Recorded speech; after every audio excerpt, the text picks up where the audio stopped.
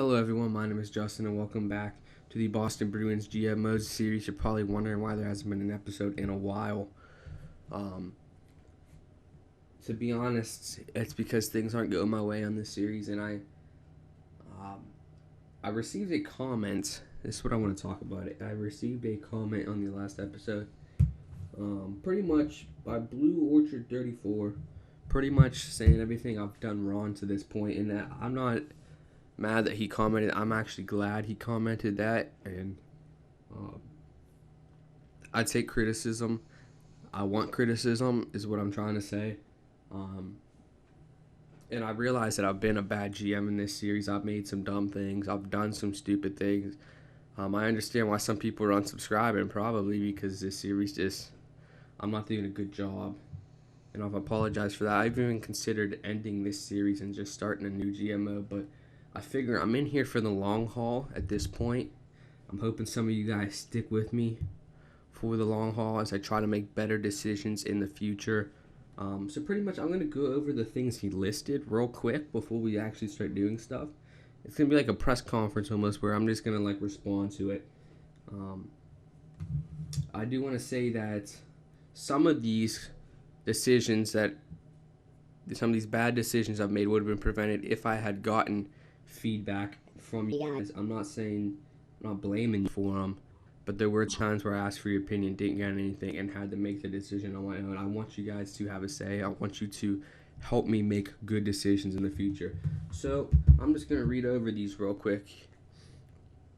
So the first one here is, you wanted to tank, but you picked up a top 2 defenseman. So my reasoning for picking up Cam Fowler essentially is this. Each draft year, there is one, maybe 2 elite defensemen in the draft. That's it. So unless you have a top 5, top 10 pick, you're definitely not getting an elite defenseman, a top 2 defenseman. And in order to be a successful team, you need top 2 defensemen. We don't have any in our system that I can think of. Might as well just go to that while I talk here. So I saw it as an opportunity to get a young defenseman, 26, who can be a veteran stud on the back end for when we are trying to win the cup. He wouldn't be too old.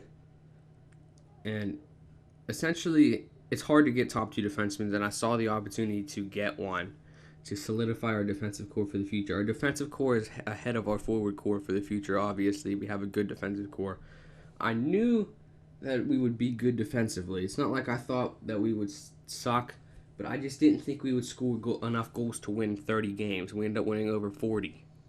Okay, so I figured we would be good defensively, but I didn't think Malcolm Subban would play as well as he did, and I didn't think our offense would score as many goals as they did. So that was the problem there. Then you traded away Bergeron to a powerhouse team. Usually Sims well. You grabbed their pick and were shocked when it didn't turn into a high draft pick.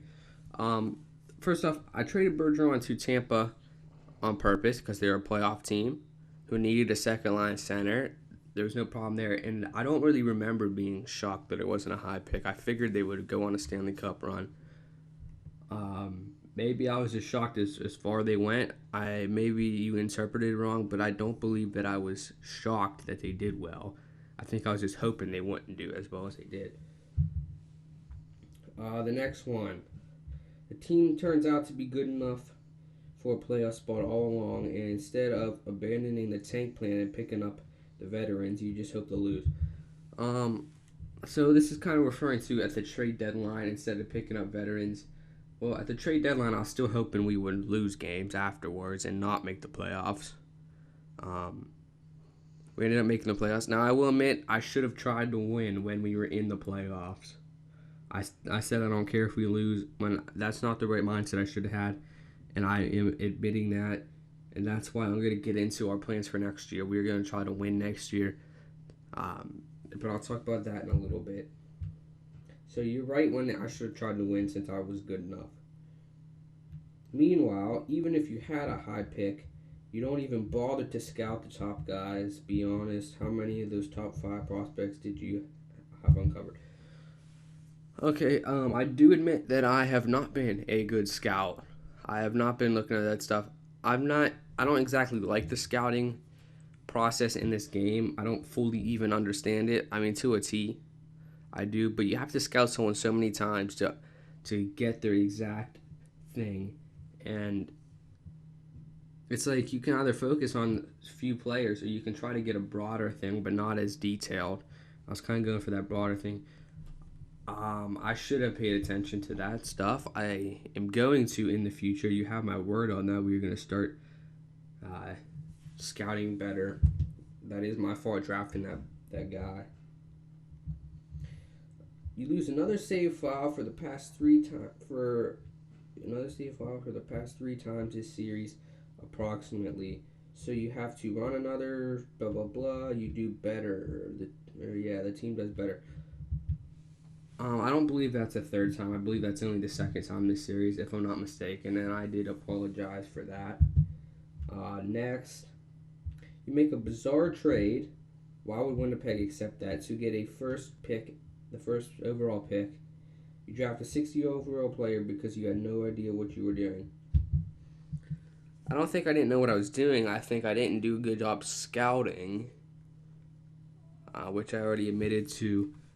The trade with Winnipeg, I know people were going to question that. I don't think it's as crazy as you might think. I will say it might be a little bit unrealistic, but what GM mode is fully realistic? I mean, we all try to be, but is there a way to be fully realistic? So I gave them 2 first-round picks and a top 6 prospects for the first overall pick. Let's be honest, I don't know who they would have selected, but I picked the guy who was projected first, so there was a decent chance they would have picked him. And so it looks like they won the trade, really, and they don't need a center. They have centers in Winnipeg. And I plan on trading to the top 5 this year. Maybe not the first overall pick, because no one would trade the first overall pick. I understand that now. But I plan on trading the top 5 this year. Hopefully things go as planned. So does that sum it up? Blah, blah, blah. So, like I said, I'm not mad at this guy. I am disagreeing with a few things he said, but I'm also trying to learn from what he said as well. So I hope you guys are in this for the long haul like we are, or like I am, and I'm hoping we can turn this team into something. It's going to be harder than I thought. So I figured last year we made it to the playoffs with a team that I didn't think would. So I'm thinking we're going to take an approach that isn't exactly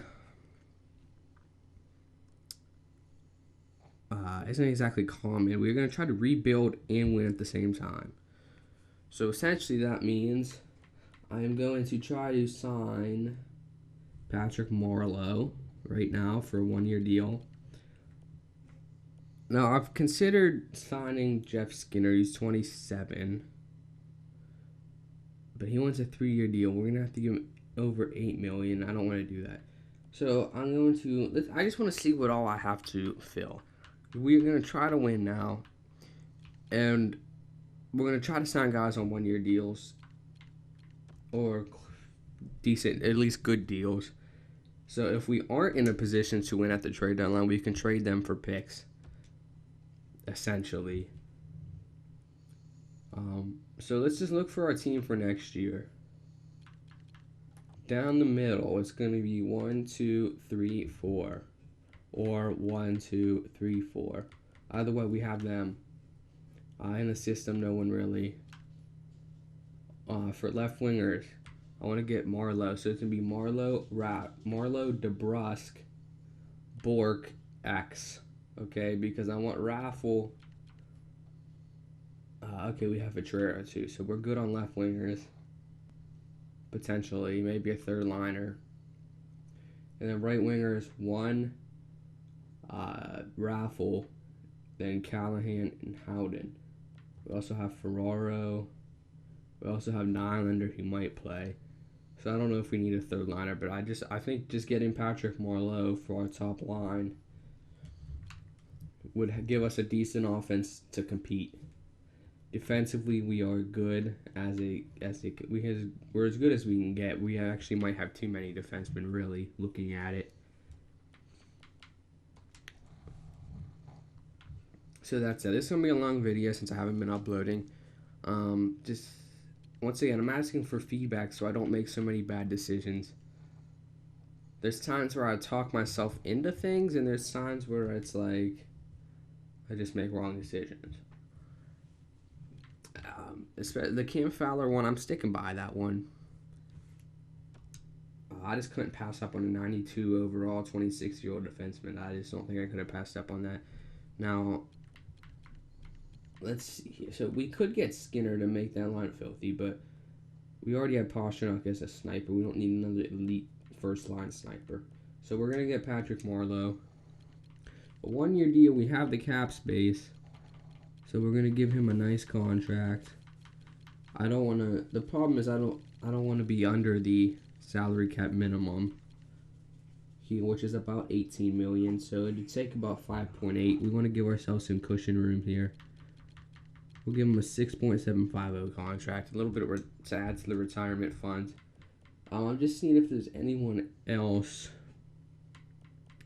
to sign for depth. He wants a one-year deal. Kuhlman for the third line. No, I don't want Kuhlman. Burmistrov, only 27.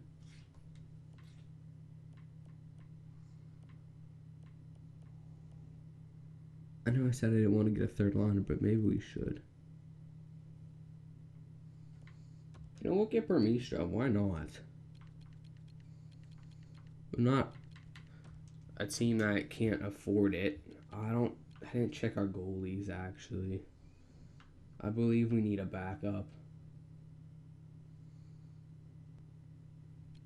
Yeah, we do, because I remember actually saying that.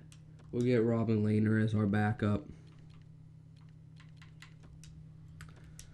So we'll see if these folks accept. And then we'll head into next year, essentially.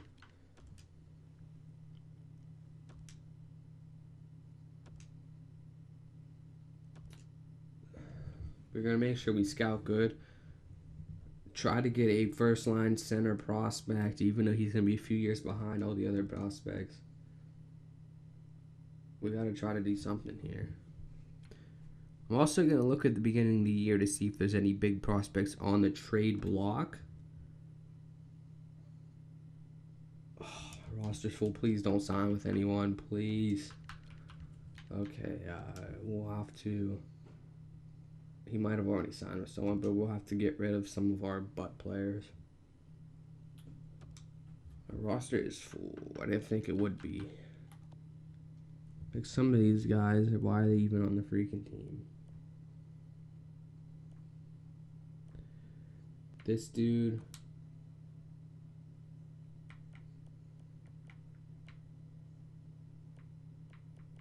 He's really the only guy we have to get rid of if we just want Marleau. The Ducks want him.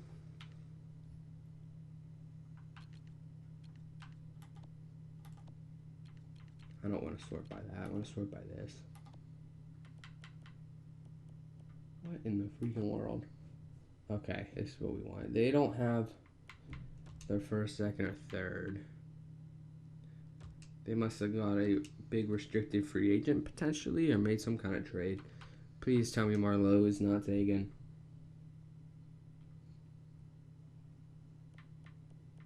A lot of guys aren't taken, but Marleau is still here. He's top 9, which concerns me that his overall will drop in the offseason. I'm hoping that's not the case.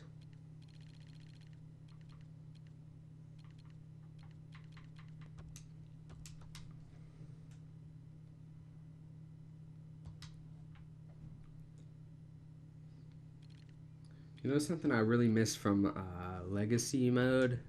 NHL Legacy GM is the ability to view lines for every team. Like, come on, EA. Do something good for us. Okay, Marleau accepted. I will be back at the start of the season. Okay, it's time to start off a new year, and I have the lines already pre-made here for you guys. So Marleau did drop to an 84, but oh well.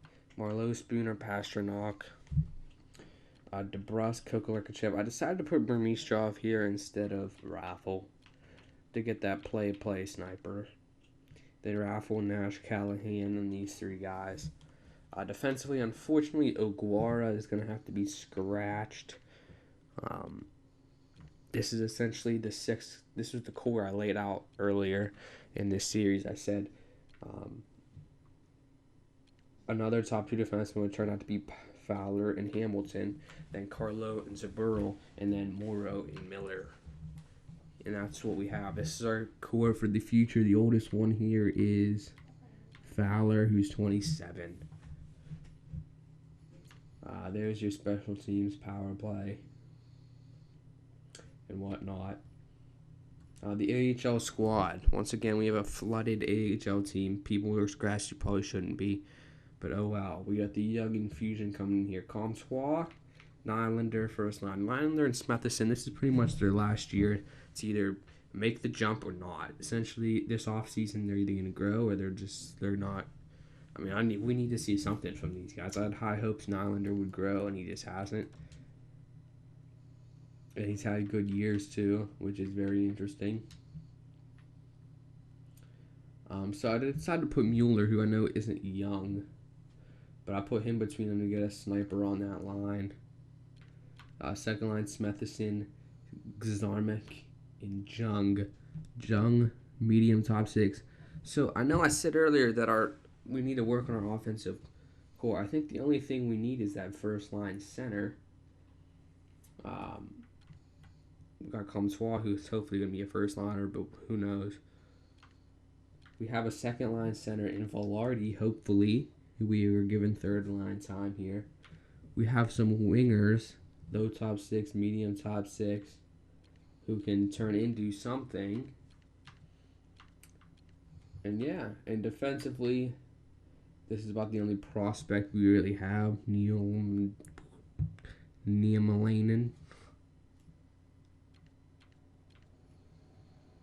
As far as goalies, I actually want to sign another goalie, which means I'll have to trade someone. I want to get a starting AHL goaltender in there. I think I'll do that right now, actually. We can trade one of the AHL skaters that we have scratched. He's not going to end up playing. I don't think we'll be able to trade Bolesky.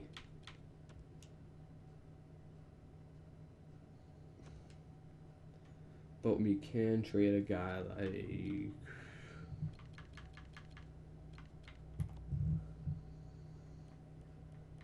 Benson, who's just not going to turn into anything. We can probably get a decent pick for him too. But no team even wants him, which is kind of dumb. Find a team who, okay, only 40 over the salary cap. Only 45 contracts. You guys can use him, I'm sure. I could probably sneak a third out, but I'm not going to be that mean. A 4th round pick for Tyler Benson, who was just scratched, not really a big part of our future. So let's go to free agency real quick. I have high hopes that both teams will do well this year. Now that I actually have gone on record saying I think we can win games, we're probably not, but if we turn out to be an awful team, it's definitely not the worst thing in the world. Free agents. And the next thing I want to do is scouting. I said I was going to actually try. We want to find our first line center of the future, preferably a two-way forward would be good. A playmaker. Something along those lines, a power forward. Something to go between a sniper and a playmaker. So, goaltenders. That's weird that a 79. That must mean that he's better. I have no idea. Let's get someone like... Here we go. This dude's nice and young.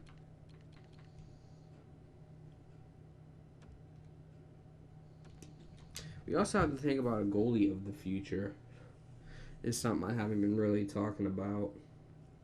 So that's what we're going to focus on here.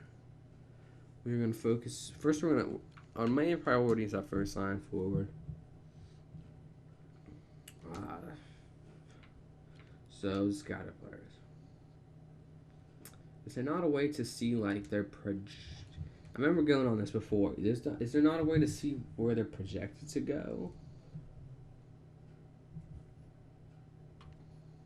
Oh, I have to actually scout. Okay, that makes sense. Okay.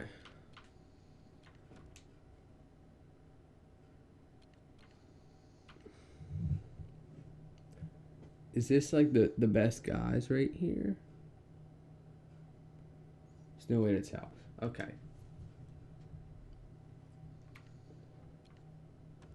So we're going to do each of these top 3 Canadian teams for 6 weeks. See what's there after that. And if it's a guy we want to keep an eye on. If not, we'll move to America or Russia or the Liga, Lead or whatever it's League or whatever it's called. So that's what we'll do. We'll do 6 weeks for each of those. And just see if there's someone there who fits the player we want. I'm going to make sure that Drieger guy gets into the lineup down in the AHL, which I will do after the preseason is done simming. Okay, we're going to go pretty far. It's going to be a long episode.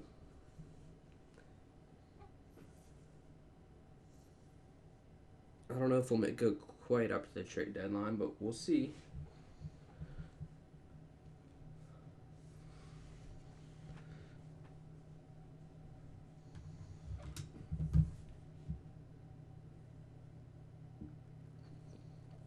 Okay. We make sure we can get that starting goalie in the AHL squad. And we'll be ready to start simming. So, like I said, our goal this year is to try to win. See what happens. It might or might not happen.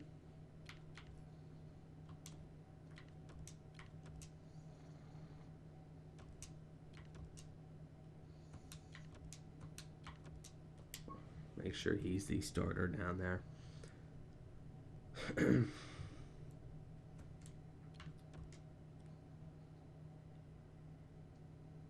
So, like I said, there's 2 ways this season's gonna go. We're either gonna make a playoff push, or we are going to make a top 5 pick. So for whatever reason, we seem to sim well with the team we have. Maybe it's because of our defense. Maybe it's just for some odd reason we sim well. I don't know. Lost 3-0 there though. Okay. Has it been 6 weeks already? Really? Okay. Forwards for 6 weeks in all 3 of these regions. I want to try to scout better. There's a win. Okay. So if we want our first line center, I'm gonna try to do a more realistic trade. I'm gonna actually give up. If I'm gonna try to get the first overall pick, which I probably won't, hopefully I can get away with just getting the 3rd or 2nd or 4th. I'm gonna actually give up a person who has a legitimate NHL future to do so. Whether that's a player on our current roster whose time might be expiring. I can think of guys like Spooner, who I don't think will be on this team for a lot longer. Or whether that's a guy like Velarde or Jung, a top 6 player. So it's kind of like we're going to trade our first round pick. So they're going to get a first round pick plus another top 6 player. I'll try to find which team in the top 5 it would make the most sense to trade with. Like maybe they don't need whatever player we want that's projected to go in that area or something. So you're 8-5, not exactly a great, but a few wins, and we will be. I mean, so it's looking like our objective is to win.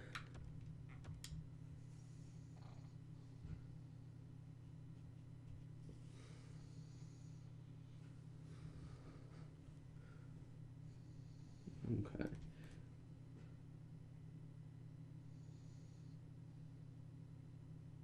So really, we just look like an inconsistent team, but we're getting some wins.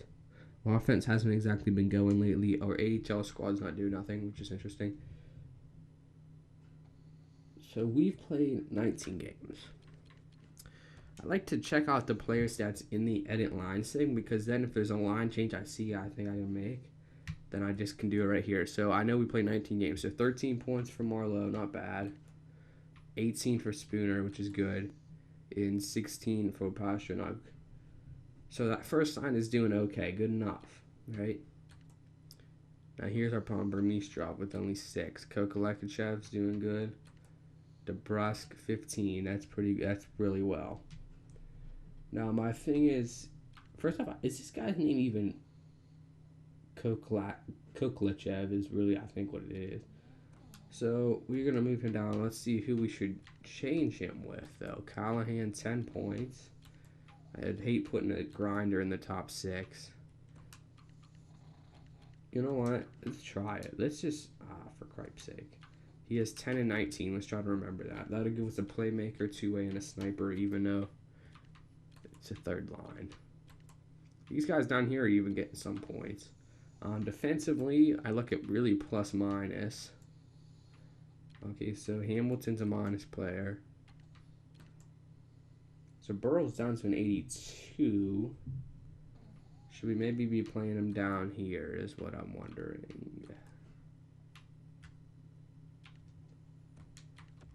We'll try that.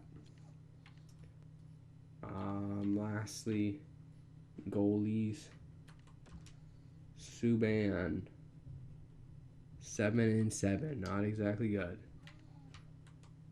Lehner has played 5 games and has 5 wins, which is great. I'm not ready to give him the starting role with his .891 save percentage. Now down here, I believe they played 12 games. I just want to see who's not. Only 6. That's concerning. 9, 10.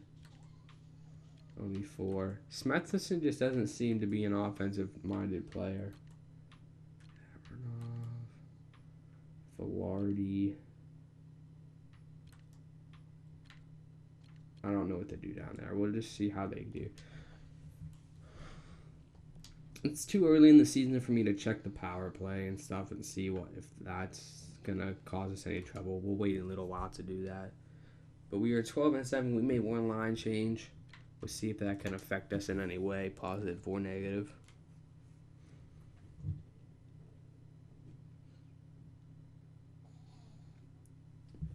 Patrick Marleau has been injured, of course, right when I want to see how our lines are doing. Our first line player gets injured. I'm willing to make a trade at the trade deadline for a veteran if we want to go on a cup run. But I'm not going to give up any major pieces, so it would have to be someone who's really old, which would mean their trade value would be pretty much nothing. Gabriel Borg. Okay, look at that. DeBrusk already up to an 85, which is huge. I don't want to play him on the first line yet. I find they grow better. I find out, like, if they're close to being a first liner, but they're still listed as second line, and you put them on the first line, they grow. Oh, for crying out loud, Marleau. Signed you to be our X Factor, and you keep getting injured. But then I find out that if they're like he just went up to 85, so it wouldn't make sense to put him on the first line yet. I don't think he'd grow as well as he would staying on the second line. When he's like 87, and now we can put him on like the first line. So we seem to be a little bit of an inconsistent team, but we have a decent record, 17 and 9. I think if we add a piece to our offense, we can really be a good team or a better goalie. But Patrick Marleau, try number 2. Signed him to this big 1-year, $6.75 million deal, and what's he do? Get injured. So Providence now has a winning record, which I figured they would. We're just going to keep simming. Why not? I know some people don't like really long episodes, but I just want to be able to get stuff done here. Because it's like I look at other series that have many episodes as me, and they're like 3 years ahead of me. I'm like, what? So I'm just going to try to get as much done as I can in an episode.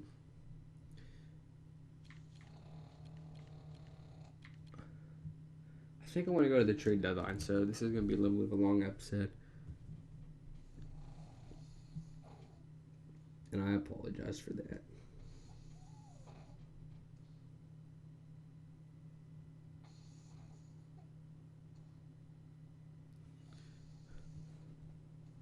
$23, 11, and 1.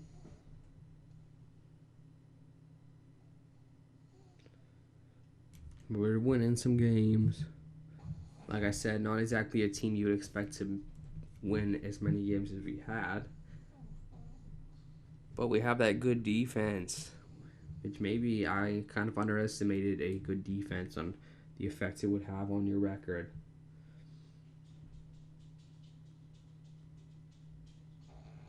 I don't think we need any line changes. I think we're winning most of our games here, which is good. No trade offers in a while.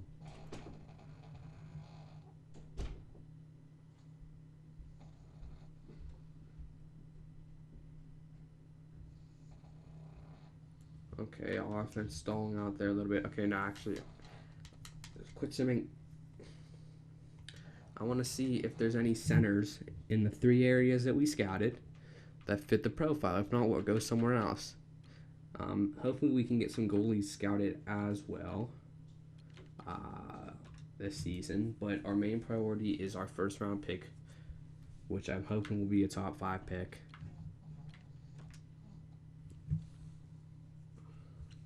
I just wish there was a way to, like, see how these players are projected to go.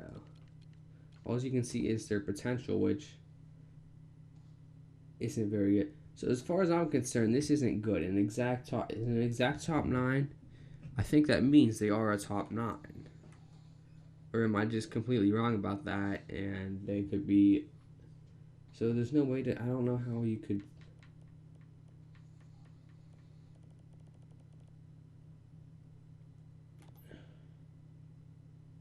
Oh, this is what. That was the worst. So we know these guys are. Okay, I get it. So these are the true players here. So we got Clo and Gargiulo. You are looking like the 2 guys we want to really take a look at. Now, I said we could get a 2-way forward or we can get a playmaker. Either one of these guys would work.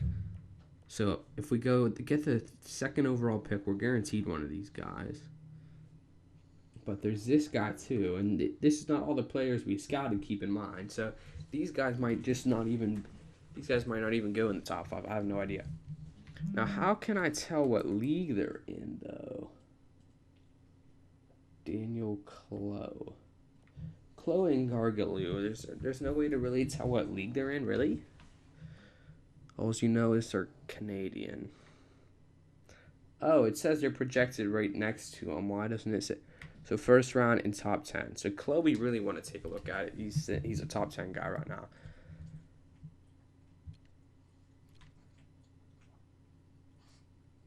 Okay, wait. I think if we... This is the first time I'm taking scouting this seriously. First of all, look at this guy's name. Apostolopoulos. That's a ridiculous name, especially for an American. Apostolopoulos. We want Nikas. Okay. Let's add them to our watch list. Can't we pin these guys? Pin to watch list. Pin to watch list. I think that'll make it easier for us to find where they're at. Oh, shoot. That might have told us what league they're in right there. Okay, OHL and WHL. We want to get these guys exact. So we're going to go 6 more weeks in each of those. The OHL and the WHL. We want to get a surefire pick. This is what I should have done last year, even though I don't think there really was someone who fit what we wanted last year. That wasn't elite. It wasn't a deep draft last year. So not the right year to trade up, essentially. So I hope you guys can see that I'm taking a measure here to try to be a better GM and make this a better series. So I'm hoping you stick around. The views, I don't want to say they're going down because some episodes get way more. Some episodes get 30, some get 80. Okay, so we're still being inconsistent, which is interesting. San Jose. See, the AHL squad, I knew it would take off eventually. They have such a deep roster.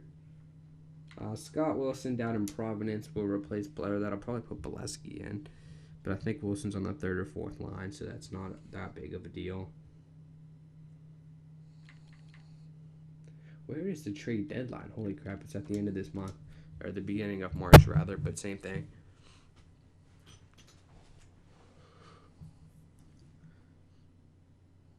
I'm really thinking this is going to be a long episode. When I say long, when I say I want this to be a long episode, that usually means like 30 minutes. This might be well north of that. Bolesky, Scott Wilson goes here. Comtois up to 77, but I think he was up to 77 last time we looked. Neither of these guys growing. We could put Comtois in the middle and then do these two on the wing.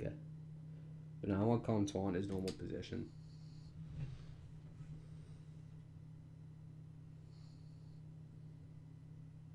Yeah, the AHL schedules are so weird. If you look, they play Friday, Saturday for 4 weeks in a row, and then only one day or 2 days. No, only one day during those weeks that's not those. Malcolm Subban has been injured, not good. But we can take care of that.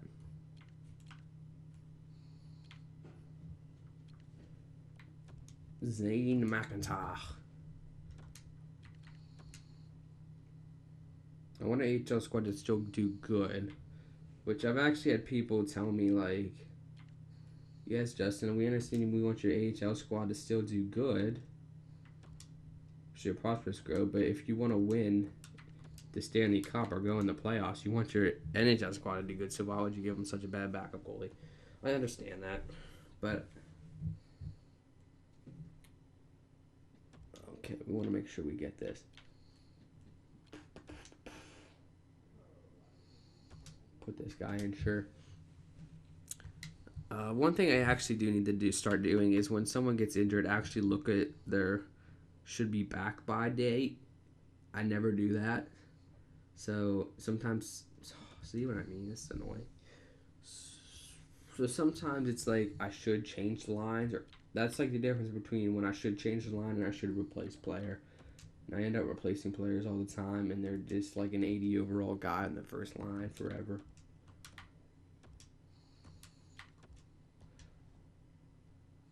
I'm not going to return McIntyre just in case Subban gets injured this game, which he didn't. Okay, so we'll return McIntyre real quick.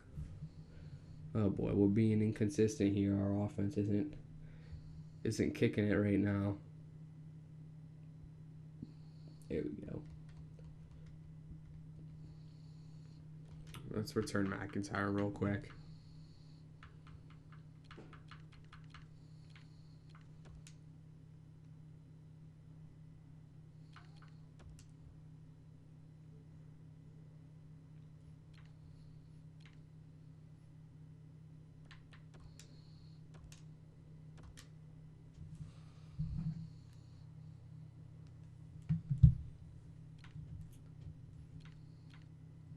I think I've been recording for about 40 minutes. Not exactly ideal.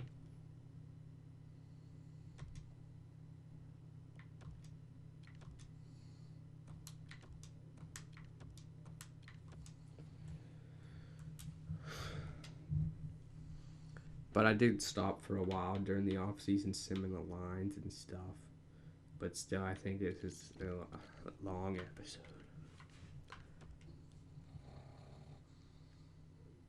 Let's just get to the trade deadline real quick. Do a little bit of a... Oh, it's right there. I was like, where the heck is it? we'll do a little bit of a recap around the league, and then, yeah, hopefully I'll get some feedback from you guys.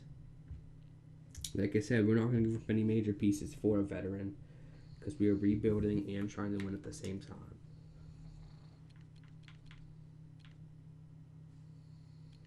Okay, we did the O. Now we do this one for 6 more weeks. I know people are going to say, yeah, but winning now is more of a priority than winning in the future. Well, maybe so. But, oh well. Gabriel Jung is injured. That's interesting. Gabriel Jung. So we have done decent on drafting other than that 60 overall dude. I mean, we drafted Jung. We drafted Velarde. So we've made some good draft picks. Just last year was a bad year. Every team picks a bust now and again in the first round. There's been some first overall busts. Now Yakupov. So we're at the trade deadline. We're second in our division, right behind, of course, Tampa Bay. I want to see how Bergeron's actually doing. Only 48 points at the trade deadline. That's how you know you're not having a good off. That's how you know you have a good defense. When you're second in, oh my gosh, that's awful. You should have 60 points. Someone should have 60 points. So we are managed to be the 5th team in the league here. Goals found per game. Actually, not bad. Okay. So that gives me that lets us know that the goal scoring is coming from all around, which is something. First, okay, yeah, we are a good defensive team, which is something that should happen on a team that might not have the best offense. Okay, our power play sucks. That's something I'm going to have to change in the next episode if you have any ideas for the power play, because it's awful.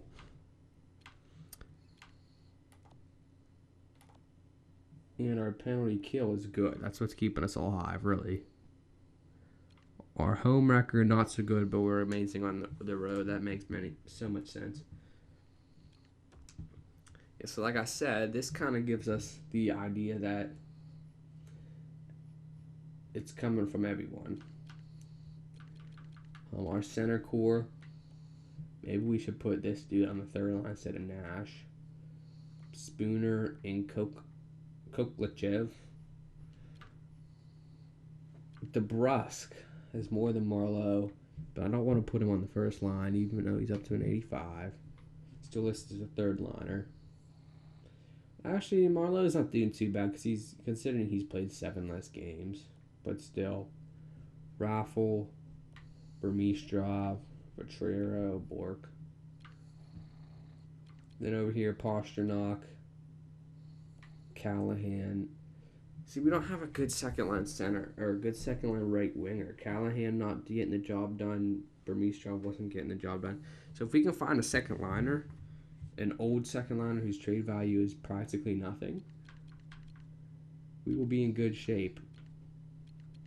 Plus minus, only one negative is Colin Miller.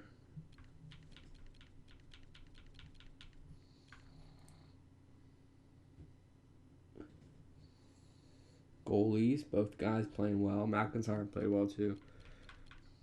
Something I want to check here.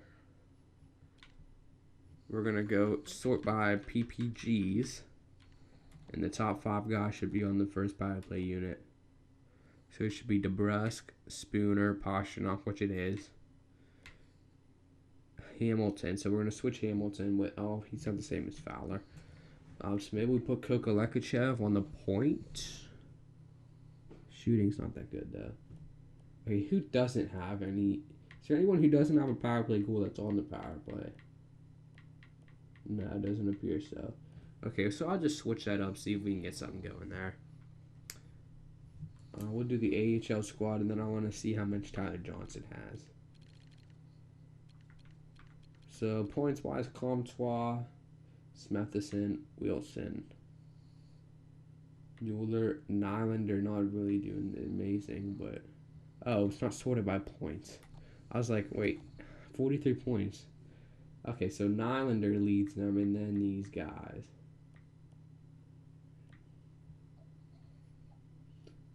Velarde. He kind of turned it off. Velarde's up to 77. Okay. He's going on the second line. If he's not already, he might be.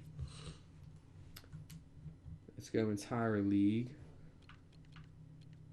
We're closer to the front.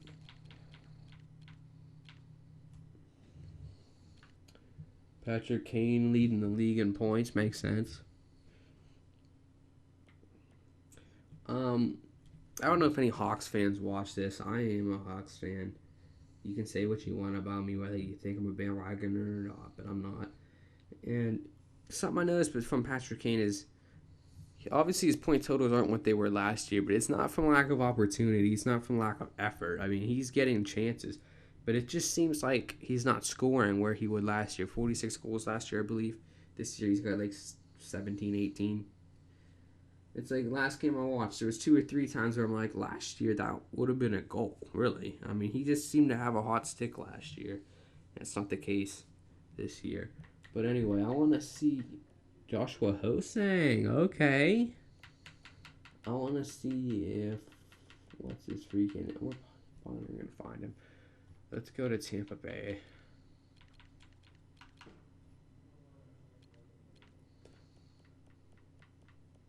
Bergeron, only 29 and 62. Still 86, so still a second line center. But he's not really getting points. Okay. His career is coming to an end, and fast. In an NHL, you know what would be nice if you could just have a freaking totals thing at the bottom.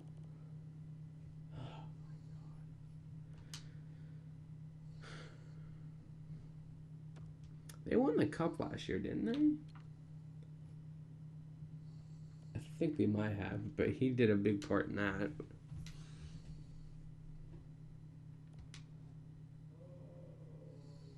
Okay, I'm going to show you guys who's on the trading block, and then we are going to call it an episode. And we're going to try to do that rather quickly.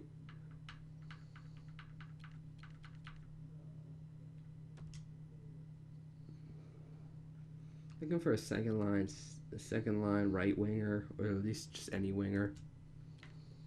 Or even a center if we have to put him on the wing. Or a top level prospect. I would get a top level prospect right now.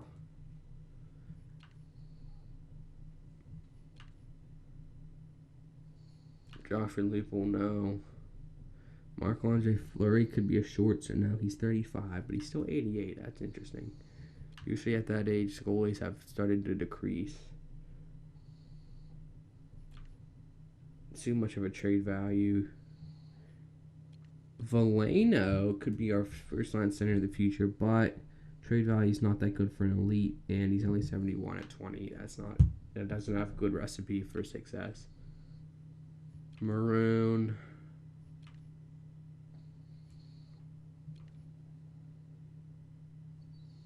They're clearing house over here in Minnesota.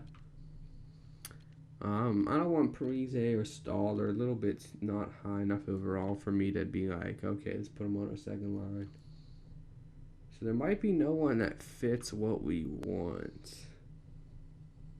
Okay, maybe Craig Smith could be the answer. His point totals aren't there. Might be playing third line over there, though. Get a two-way player on that second line. He's an option. Keep him in mind. Craig Smith.